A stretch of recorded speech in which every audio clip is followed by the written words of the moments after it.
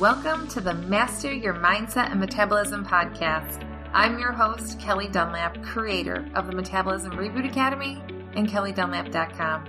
I am a mindset and metabolism coach who helps female entrepreneurs reprioritize their health, balance their hormones, and reboot their metabolism so they can regain their energy, finally lose the weight, and feel confident in their own skin. I help women break up with the start-over syndrome, all or nothing mindset, help get them off the diet wagon so they can create a consistent plan for a sustainable, healthy lifestyle free of diets. In this podcast, we will talk about all things mindset, metabolism, the role our hormones play in all of this, and how to reboot your mindset and metabolism so you can finally step into your new empowered life. Thank you so much for being here and pressing play. Now let's begin. Hey friend, Kelly here. I am so excited to share this episode with you. I did this Facebook Live because I knew that there were so many people out there that are frustrated and they're always asking themselves the question, why can't I lose weight? So in this episode, I just break down some variables and some simple factors of why it could possibly be, because most people think that it is just as simple as, well, let me just reduce my calories and exercise more, when they're not considering other factors and variables. So in this short episode, I share some of those things. So without further ado, I hope you enjoy, and here is the episode. All right, here we are, Kelly Dunlap here.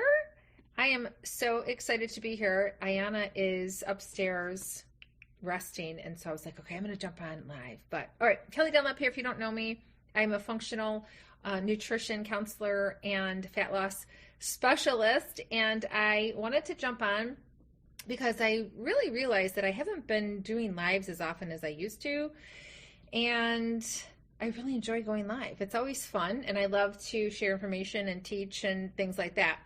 And one of the questions that I get a lot in my inbox is, why am I not able to lose weight? Or why is it that my weight loss has stopped? So there's so many different reasons that could be, and I'm going to share with you what some of those reasons are, because I think that most people out there have this belief that it's very black and white, that it's very cut and dry, that it's, I'm doing all the right things is what I hear. I also hear, but I'm exercising more, I'm eating less. And to be honest with you, most of the time, people do those things for too long. But I have a list of things here that I'm going to share with you that I hope to just generate some awareness. If anything, it's to help generate awareness here for you, okay? So disclaimer, I am not a physician. I do not diagnose. However, I definitely am in the functional wellness world, and I do see a lot of things, right? And I go deep and I look for root causes. So I really like to call myself like a root cause detective, to be honest with you, because when it comes to weight loss resistance, for example, like if you're having a difficult time losing weight, that is just a symptom of something deeper going on in there. And most people just don't really have the awareness that sometimes you have to go to deeper lengths, rather, like you really have to kind of dive deep and do some investigating when it comes to getting weight off. It could be many, many things. So I made a list, right? So let's get started on that list. And this is not, what's the word I'm looking for? This is not exhaustive, because there's so many different reasons, and every person is different. First of all, let's get that clear. Number one, let's make it very clear that everybody is different.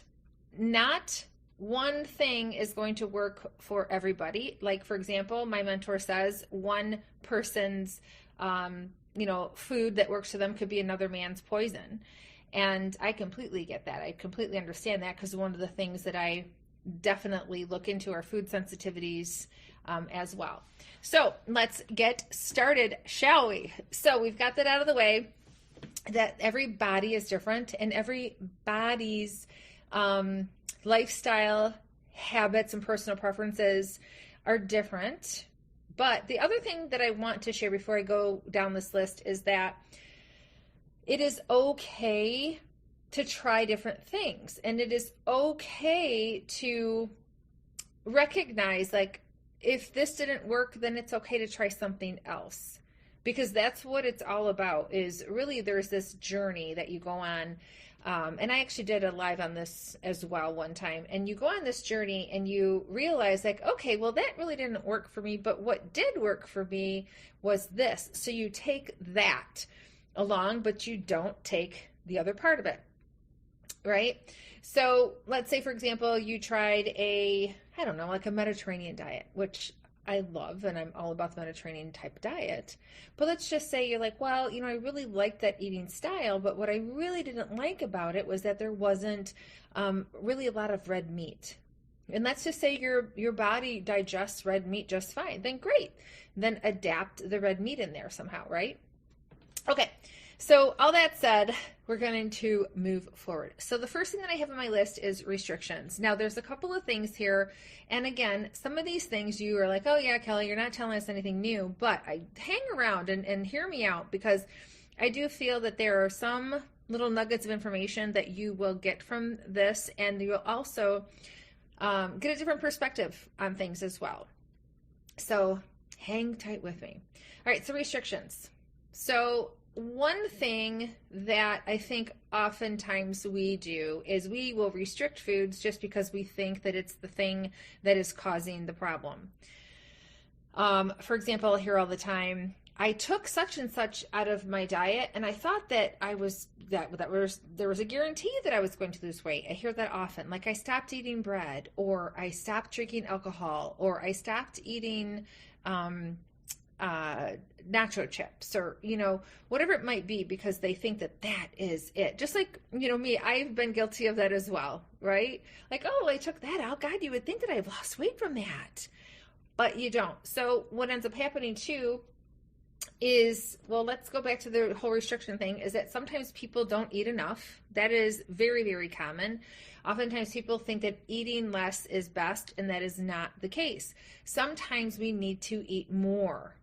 Sometimes the key to unlocking the weight loss release is actually eating more. So, for example, one of my staff members specializes in macros, and what the clients that I send to her are mainly the ones that need to be put on what's called a reverse, meaning that, let's say they're eating 1,000 calories or 1,200 calories, then it means that their body needs to gradually adapt back to a larger amount of calories.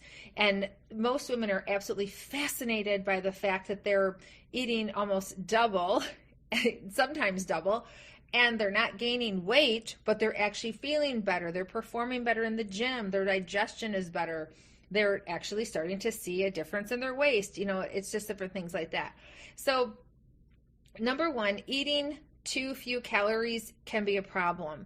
Now, you'll say, but I thought that I had to create a deficit. Well, you do, but where the problem comes in is that you can't be in a deficit for your entire life.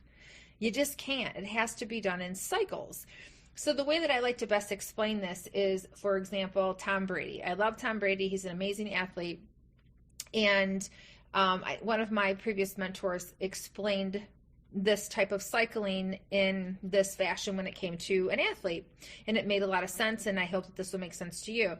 And Tom, for example, he's going to have different routines in the off season than he does in season, post season, and preseason, right? So I'm sure he's eating much differently in season than he is off season, and maybe it's not a lot different, but he's definitely, I'm sure, eating more when he's in season. He's very on top of his rest. He's keeping his stress down. He's, making sure that injury throughout the year is something that is not going to happen, right? His body, it needs to be fueled properly, right? So you cycle in and out of different ways of eating so that your body has the time to recover, but also to, what's the word I'm looking for? To come out of being in a very stressful mode, because when you are reducing your calories so low, when you're in a restrictive type mode, it's very, very stressful on the body. And if you've been following me for a while, you've heard me say that the body is designed to do two things. It's designed to survive so that it can reproduce. That's all it cares about. So it is constantly doing like internal data on itself to make sure that everything is okay. Right? So this skin suit that we are living in is designed to do just that. And we always think that our body's working against us when it really isn't. It's just doing what it's designed to do, which is survive and reproduce. And that may sound crazy. Like you might think, well, fuck, I'm in my 60s. Like, my body's not looking to reproduce. Yeah, it is. You know what I mean? Like it's just looking to survive, right? So restrictions can be a problem. So oftentimes I'll get these messages in my inbox that'll say, I'm not losing weight anymore. Why is that? And, of course, I'm speaking of people that are not clients, for example, and they're just looking for some type of resolution or some type of answers. And my answer to them is, well, it could be a lot of different things, but, my first question to them is, how long have you been on a diet? So I recently had that question, and somebody answered and said, a year. That is a problem. So that's very, very stressful on the body. So you have to cycle in and out of these types of things. You can't be in a caloric restriction for long periods of time. The other thing when it comes to restrictions is that when you are restricting things from your body, well, you are what you absorb, first of all. So that's important. And digestion is a really big deal in my world. And so is gut health as well. But I also think that it's important to help you to understand that when you are restricting certain things from your body, it also is, I don't want to say getting lazy, but your digestive system can get lazy. We are omnivores, meaning that we are able to digest many different types of foods at once, right? So when we are not giving our body certain foods, like let's say beans, for example, like that's a big one. People might say, well, I just don't eat beans just because it's, it just sits in my digestive system. And mind you, that is something that can be difficult for certain body types to digest. I'm one of them, but I don't completely eliminate them forever. I'll have just a little bit just because I want my body to stay familiar with that particular digestive process, if that makes sense. Okay, so that's another thing too. So restrictions is a very common thing because people see black and white. They have to come back to the gray and understand that weight loss is honestly, let me just make this very clear. Weight loss truthfully is a byproduct. It shouldn't be the main focus. So weight loss will come and your body will prioritize weight loss for you when it feels safe and when it feels balanced. And in the scientific sense, balanced in this world of our body is homeostasis. And that's the scientific term, which if you've taken any type of, types of science classes about the body, you're very familiar with that. So the body is designed to always come back to balance. It's always looking for that homeostasis, right? And if we are stressing the fuck out of our body, which most of us are, just because we can be doing things like restricting, sometimes overeating is also an issue. Like that's not about the weight loss part, but when it comes to the digestion and overeating, sometimes people don't realize how stressful digestion really truly is on the body. The other thing too is people will say, well, I'm working out more, but then they're also not giving their body the time to recover. So if you're constantly in this state of stress, your body is absolutely not going to fucking prioritize weight loss. It's going to be like, are you kidding me? You're not feeding me. And you're exercising me like crazy and you're asking me to release weight. Well, how the fuck am I going to be able to survive and reproduce under these conditions? You got to think about it in that way. I know it sounds crazy. Okay, but you might be like, well, just like me, I used to eat a potato and work out 3 times a day. And of course, my body, I was rail thin at the time, but I also had to crawl out of massive adrenal fatigue, chronic fatigue, and fibromyalgia because of the way that I operated. But I didn't know what I didn't know. And there's an eyelash that's twisting and turning and it keeps getting in my way. So I don't know. there we go. Yay! Get rid of that sucker because that was driving me crazy. All right. So we've covered restricting, and if you haven't caught on already, the main thread here is stress. All right, because stress is definitely something that people think, oh, I'm not stressed out, but that is a very subjective thing to ask somebody, right? So if somebody, for example, let's say somebody is interested in coaching with me, and then I'll ask them these questions, and then I'll see that they're not eating a lot, that they're getting 4 hours of sleep a night, that they work 12 hours a day, and that they're working out 5 days a week. And then when I ask them the question, what is your level of stress, low, moderate, or high? And they put low. I'm like, there is a definite misconception here. Like, they are way out of tuned with what stress really is. And most of the time people are just walking around feeling like shit because it's just their normal, and their body is just adapted to that, and they just don't know what it feels like to actually feel good. And then when they do, when they get that little glimpse of feeling good, they're like, oh my God, I didn't realize how fucking horrible I felt, right? So all right, so that brings me to like some foundational pieces, which I talked about in my live yesterday. And the foundational pieces that I had shared had to do with, what did I just say? Stress. You got to manage your stress levels and recognize what stress is. It's not just, oh, I'm driving down the street and this guy cut me off.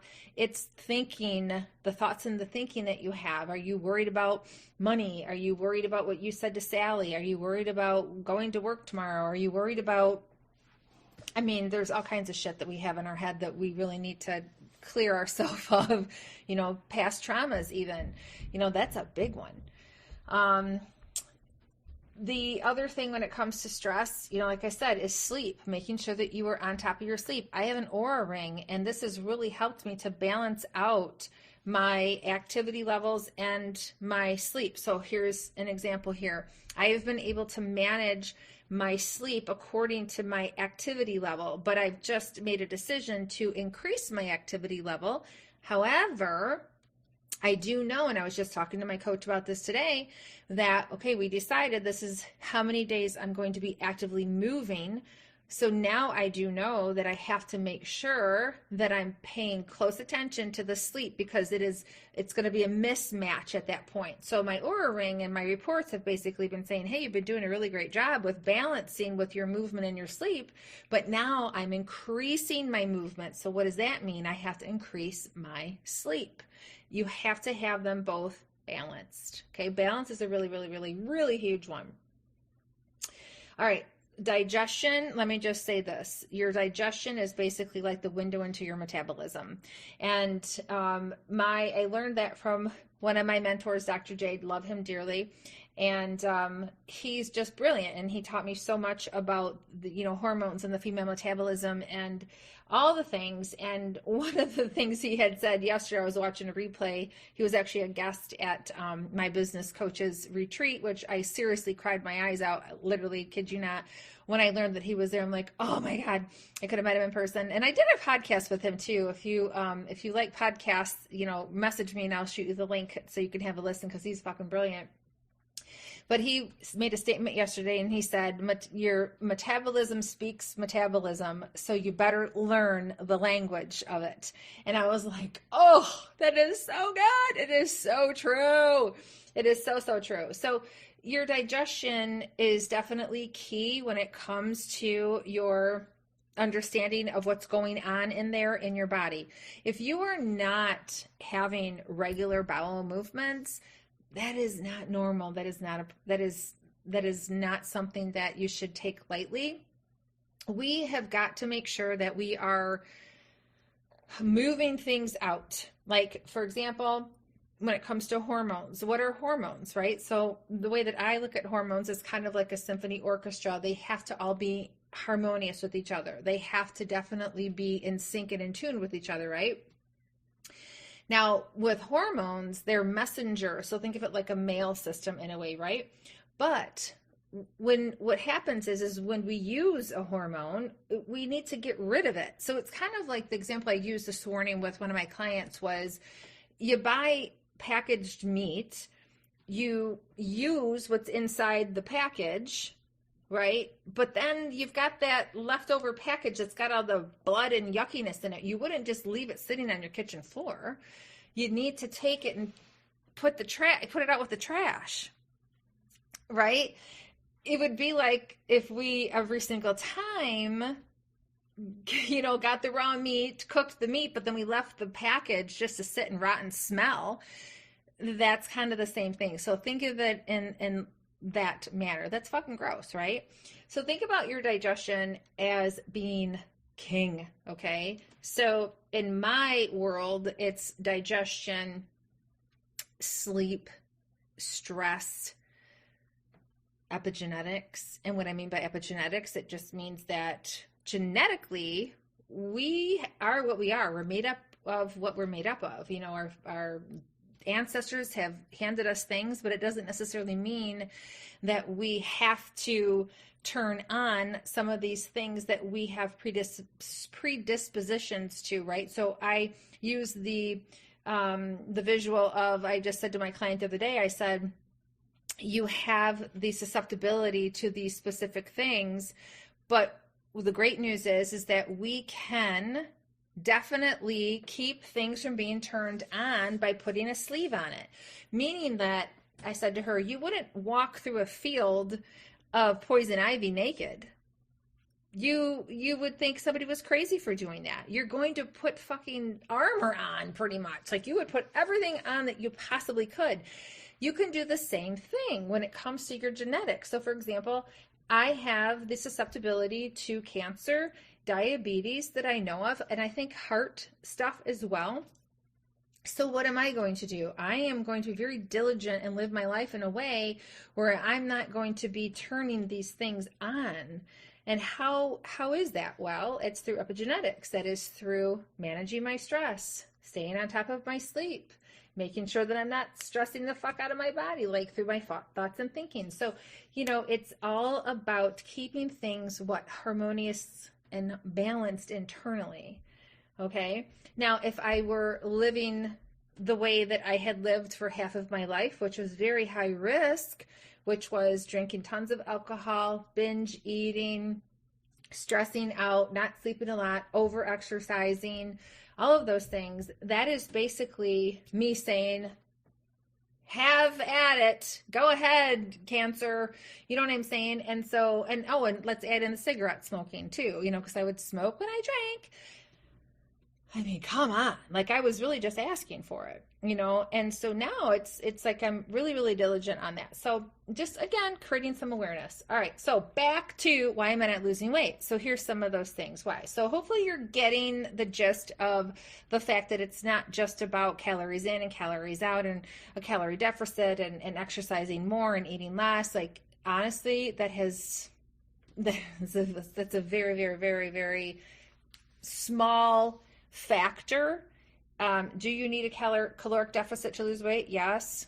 Okay. But again, you shouldn't be living in a constant caloric deficit because that's just chronically stressful to your body. Hence, I could throw in the inflammation word, but I think that would be a whole other live that we will talk about. Okay. So I talked about doing too much. I talked about the hormones and, basically hormones is a big fucking deal. And our hormones, honestly, change moment to moment. Our hormones can be affected very, very easily. And it is definitely something that we need to stay on top of. And one of the biggest things to regulate your hormones, honestly, is keeping your stress levels down. Also, blood sugar is a big, big, big thing too. So, but honestly, your cortisol and which obviously stress and insulin, they go hand in hand. So, if we were to back it up, it's basically saying, hey, at the end of the day, guys, it's about managing your stress. Okay, so what else do I have on this fun list here? I've got stress, sleep, digestion, your foundational pieces, the hormones. I mean, there's so much here, right? So when somebody says, Kelly, why am I not losing weight anymore? Or why did my weight loss stop? Do you see how it's not just a simple answer? I can ask them for some clues. But at the end of the day, there are so many different reasons why, right? And, people don't realize that just because you say in your mind with this conscious decision that I'm going to lose weight doesn't mean that your body is going to be on board. Your metabolism does not give a shit about your vanity concerns. It doesn't. Your body is all about what? Survival and reproducing. So we need to make sure that the body feels safe at all times, okay? So I know that might seem kind of crazy and weird and woo-woo, but some of you, maybe even fellow coaches, if you happen to, hear this or come across this, be like, yeah, totally get that. But I know for myself, it took me quite a while to really understand the whole concept around it, really grasp it, and really understand that I'm dealing with this machine. Because think about this body that we have, it is literally a machine that is like running on its own. You're not telling it when to, breathe. You're not telling your body when to pump your heart. Like, it is doing it all on its own. So think about that. It is a very, very, very intelligent machine. And my advice to you is to learn to work with it, and also learn to accept, some of the things that maybe you aren't doing, or maybe there are certain things that you could do better. So I hope that helps. I really, really do. And if you have any other questions, or if this kind of strikes a chord with you, like, a little bit more curious, right?